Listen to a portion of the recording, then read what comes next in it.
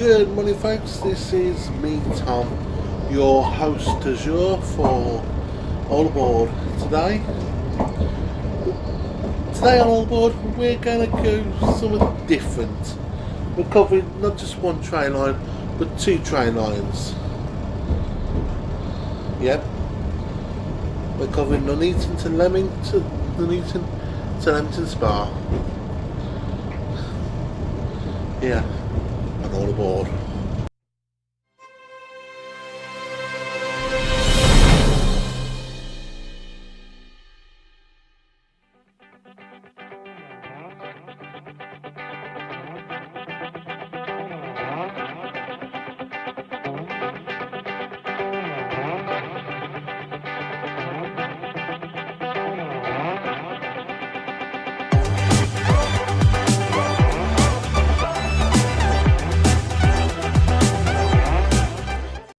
Tom, I'm your host. Welcome to another exciting edition of All Aboard. Today we're focusing on two train lines. Number one, Leamington to Coventry, and number two, the Coventry to Nuneaton line. Both operating by single carriage trains, but both having aspirations.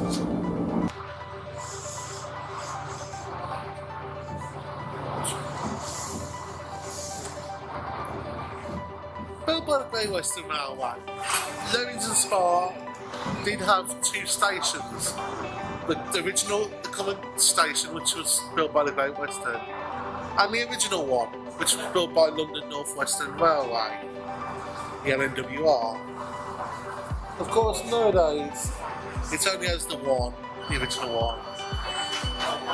In Bradshaw's day, yeah, I'm quoting Bradshaw. I mean, I'm no Michael Portillo, so I don't expect to go to great British railway journeys. But in Bradshaw's day, Leamington only had a population of 17,958.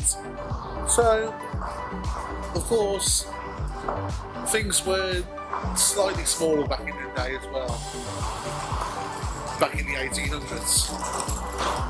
But then there was numerous attractions such as the tennis courts and racket ground. The cricket ground, as quoted by Bradshaw, was kept to acknowledge the best players in England. So back then, the English players at cricket were really good.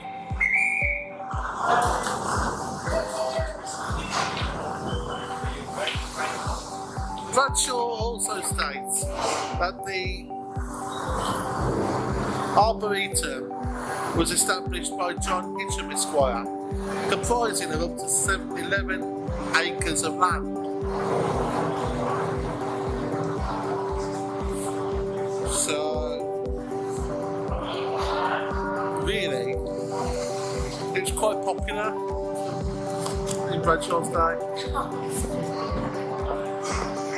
Nowadays though, Leamington is quite a big town with two main hubs, the parish church at the bottom of the town, which is close to the station, and the upper parade, which is at the top end of the town.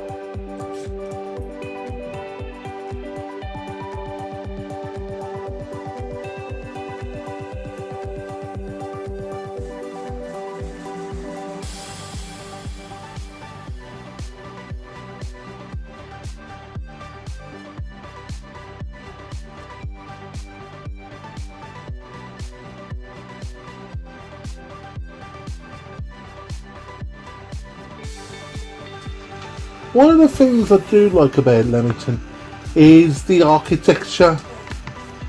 I mean, some of the shops' frontages do resemble how it was when it was originally built, not the modern style.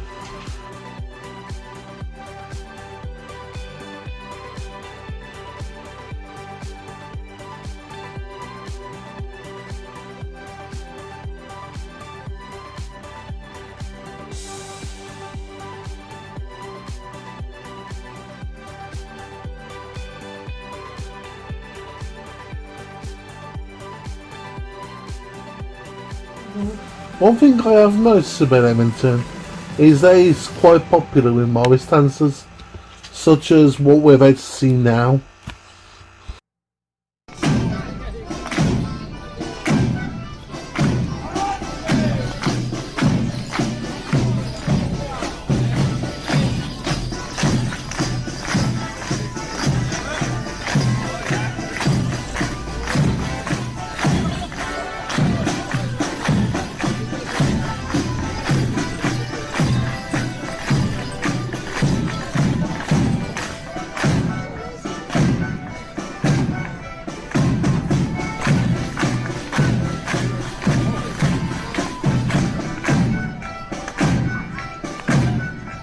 What gets me though is the tennis courts. The tennis courts. What are they all about? I mean, to quote Michael Portillo, well, in a roundabout way, it was really, really good.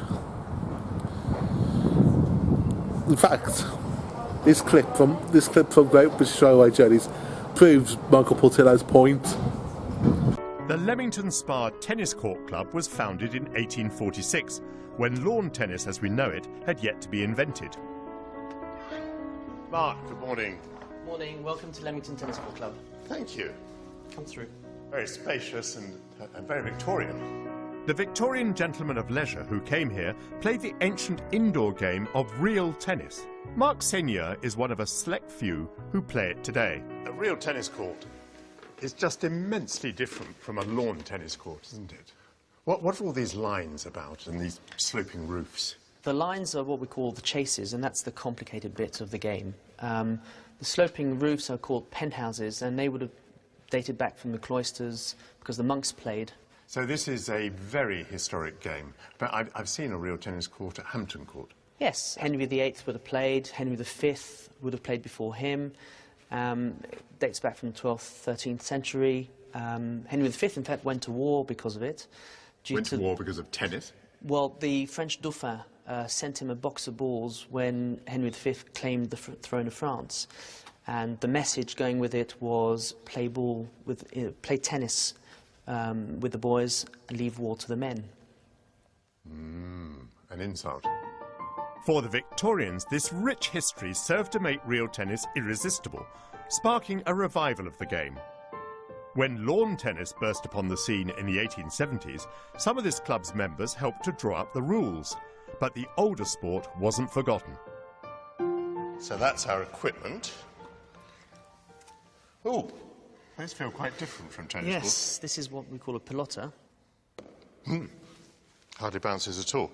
And these are quite heavy, aren't they? Yes, there are different weights and different balances, but they're all made out of wood with very taut strings, much tauter than the lawn tennis version, and a very, very small sweet spot. So it's actually quite difficult to strike the ball. I see. Right. Nonetheless, would you like to show me how the game is played? Love to.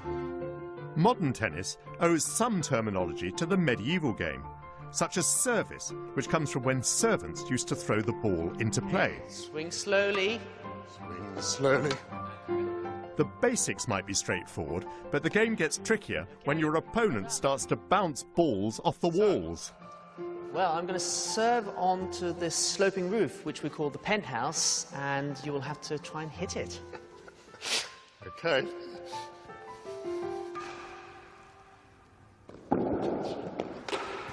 Good. You're too good at this.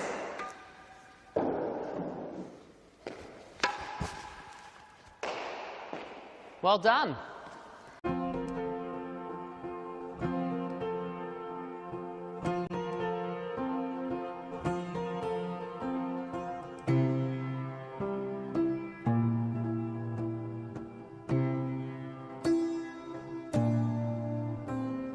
Leamington's quite interesting, really.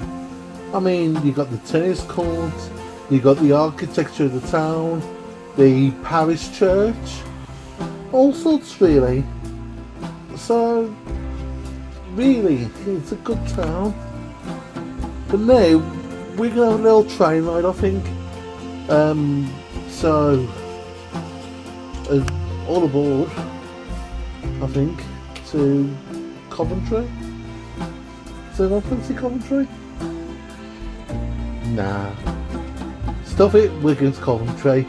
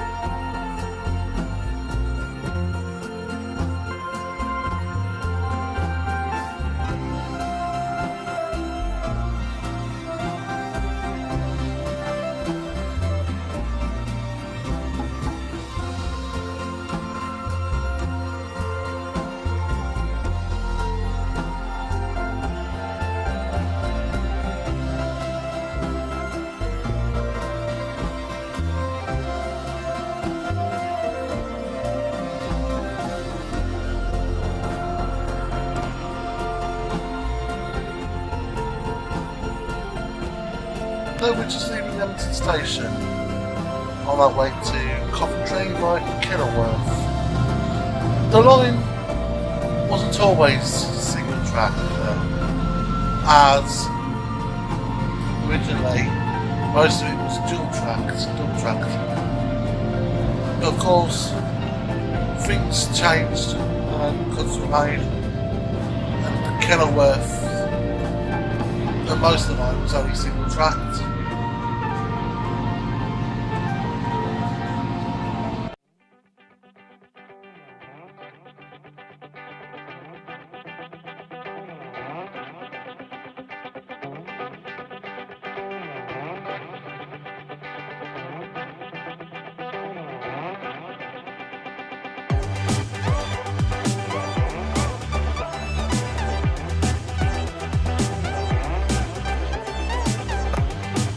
Along the three stations, Leamington, Kenilworth and Coventry.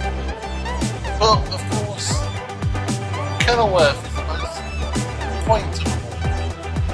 And look, one single high street, all the shops, nearly a mile long. Coventry, its history from both the Luftwaffe bombing it, causing significant reconstruction. Lady Godiva, the legend being that she wrote from the town. And Leamington.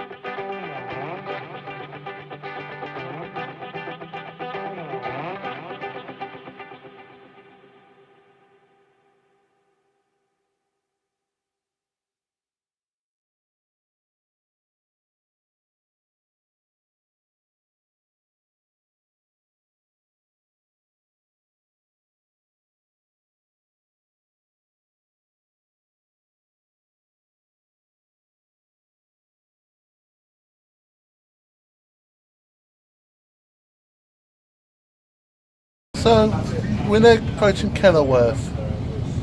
Originally opened by what became eventually the London Midlands Scottish Railway. It was closed during the beaching cuts. But fortunately, in 2013, the British government arranged for funding for the station to reopen, as this BBC News report explains.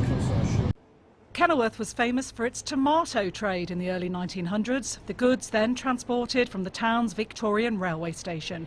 But changing tastes meant the tomato trade vanished, and Mr Beeching closed the Station Road station in the 1960s. Now the government's agreed to pay half towards an £11 million 21st century commuter station on the same site. News that's been welcomed by businesses in the area. Well, I live in Kenilworth as well as having a business here, so I'm pleased it's coming. Obviously, from a personal point of view, communication, travelling around, it's a lot easier. The ability to expand to possibly introduce takeaway for people who are rushing to get on the train, coming home at night, they want something to take with them. It's something we would love to have a go at. Kenilworth is described as affluent, with a high percentage of professional people who'd be happy to use a town station. News that one may finally be coming had people literally tangoing in the streets today. It would be very nice. It would be nice, yes. So what difference would it make to you? Well, you don't have to go to Birmingham, you don't have to go to the Parkway, Tyre Hill, or somewhere to park, or Birchwell. But not everyone was dancing in the streets. HS2 protesters took the opportunity to highlight their concerns about another rail investment coming their way. Aren't you spoiling what could be a positive announcement today for the town?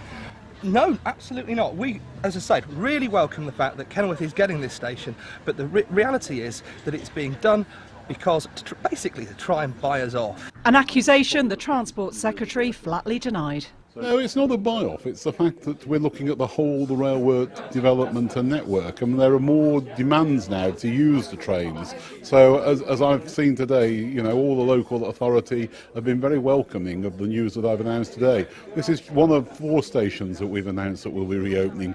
The Secretary of State said he was optimistic the new station would open by 2016, but accepted that not all his transport policies are so popular. Joan Cummings, BBC Midlands, Today, Kenilworth. The station reopened back in late running, but eventually opened about 4 years later. However, funnily enough, when the team at all the stations, Jeff Marshall and Vicky, appeared in the Kenilworth area, it wasn't open, and they did have a few problems. They're building a new station almost on the old site, and today is the day that the station opens. It's Sunday the 10th of December, and it was in the news about a month ago. It was in like the local paper, and even about a month ago on Open Train Times and Real-Time Trains, the websites had the diagrams for the trains to run today. So we booked our hotel, we booked our tickets to Coventry, and then last week they announced that it wasn't happening. Is now due to severe weather, some services are delayed, some services and it sounds like, and as you see from the snow and the PA in the background, I think the train services are severely disrupted today anyway. What do you think about it all? I think, did they know it was going to snow and they didn't want to have disrupted services on the first day of opening? Nowadays, said the stations reopen and operated by the Class 153 services that currently do the shuttle route. However, plans drawn up include a change in traction. However, this is currently delayed due to overrunning stock appearances at the London Overground franchise. So, new trains, well, newish. I'm visiting a newish station. Awesome. We're now on our way to Coventry, where we're going to change trains and head up to Nuneaton.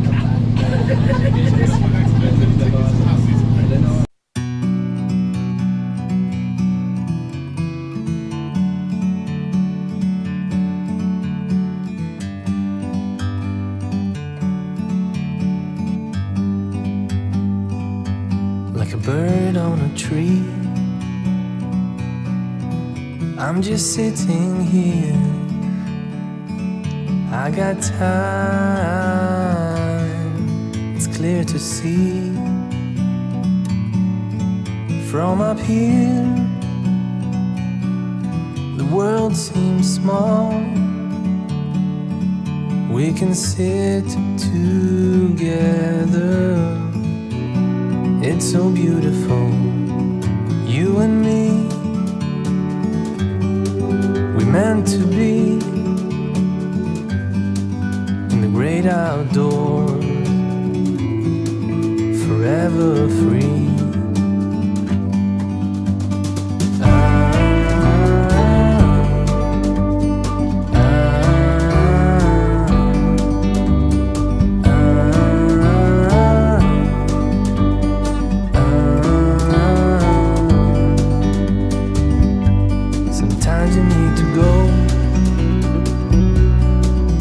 Take a step back to see the truth around you. From a distance you can tell.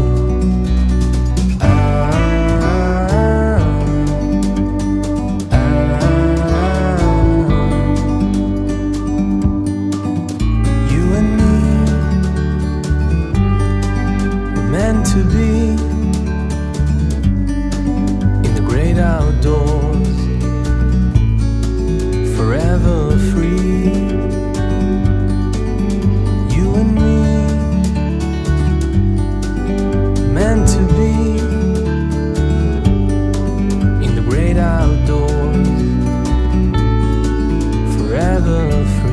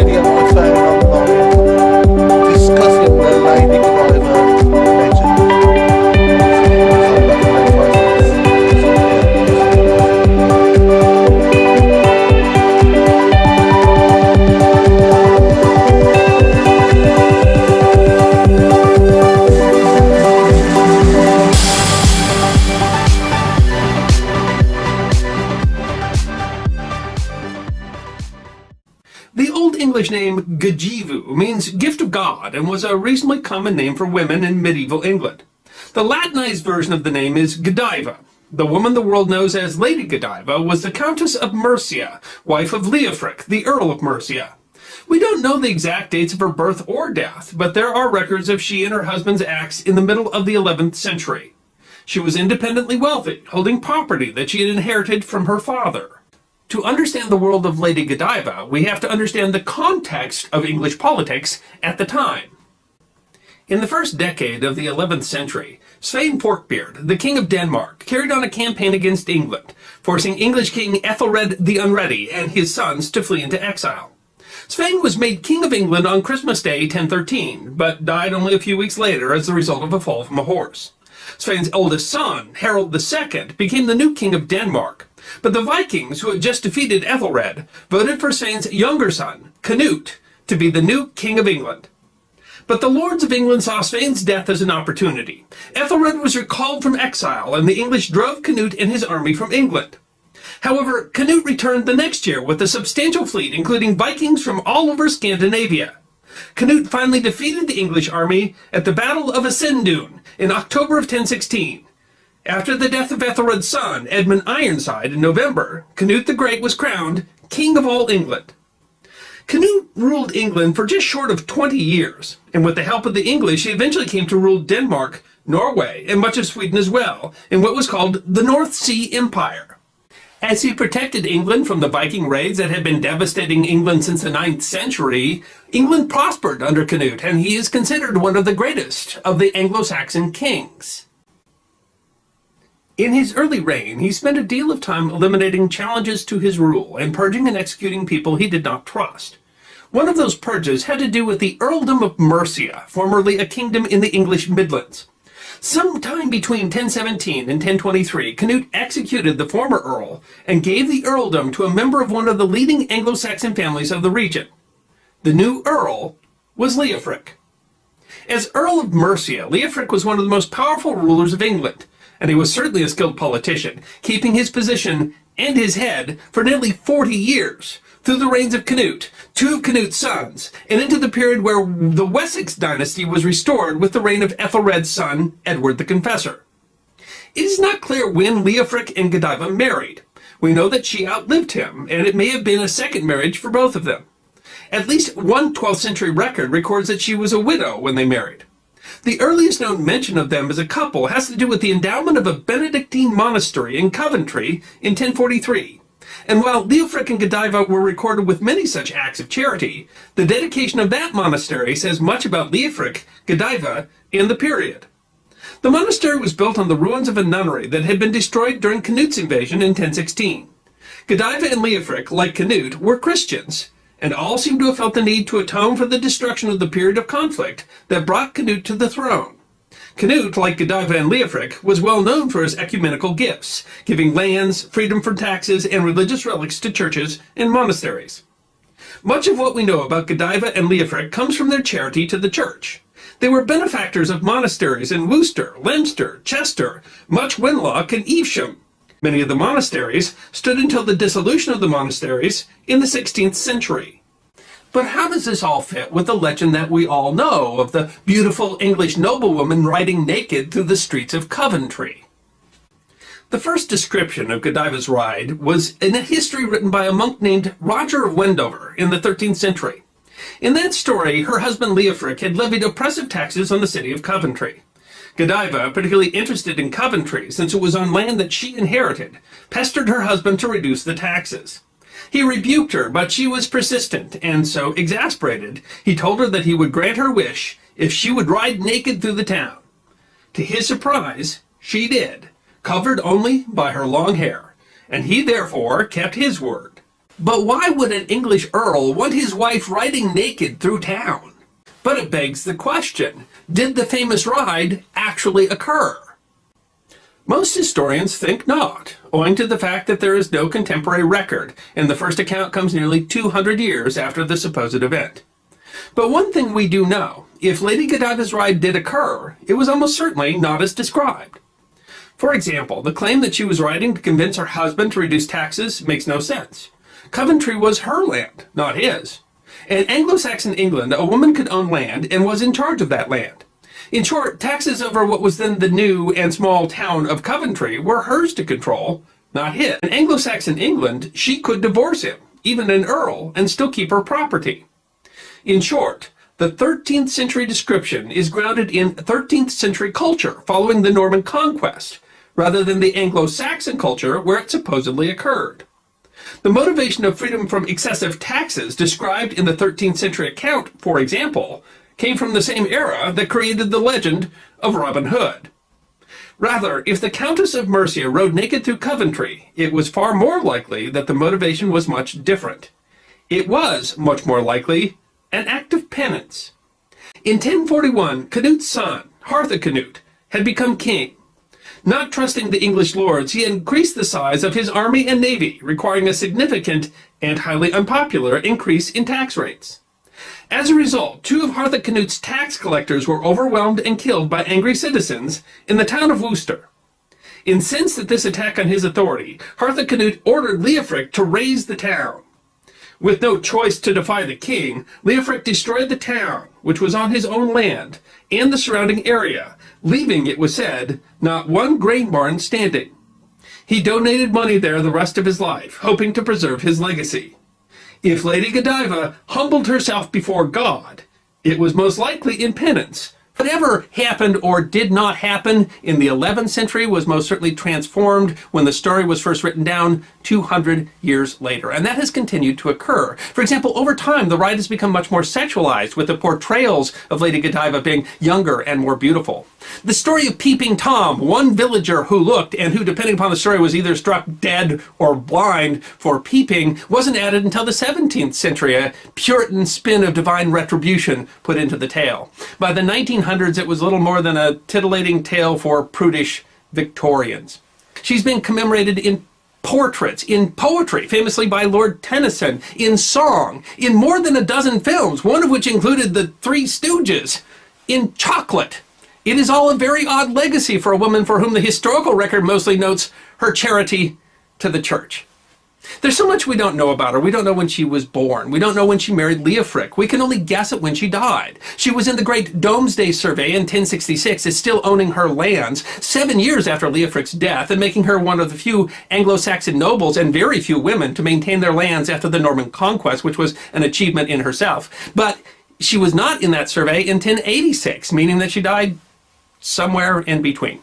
And it perhaps says more about us than her that all she's remembered for is taking off her clothes. The ride might not even have happened, and if it did, it's not for the reasons that we seem to think. And maybe she deserves to be remembered for more than just what was hidden under her golden hair.